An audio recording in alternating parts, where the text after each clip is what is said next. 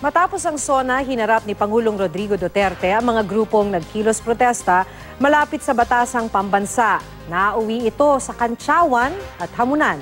Makibalita tayo kay June Veneracion.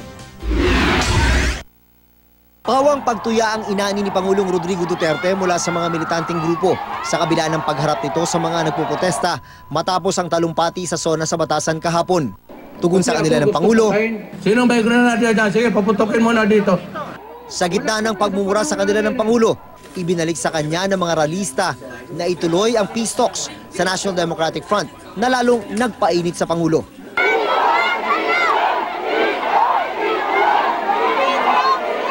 Bakit ko ituloy ang peace talks, yan ang gusto ninyo? Ay, siyempre, inambos ninyo ako. Anong gusto mo? Makinig muna kayo. Bigyan ninyo ako ng panahon. 5 years lang naman na iwan ko.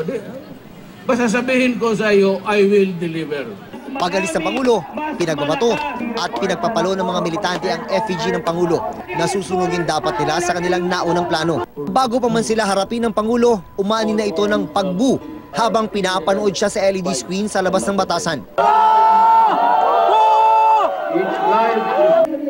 Sa mismong kilos protesta kontra SONA, nakisa rito ang mga makakaliwang miyembro ng gabinete at opisyal ng administrasyon. Mula naman kami sa kaliwa, hindi ba? Hindi naman kami naging miyembro ng kabinete kung hindi sa kaliwa.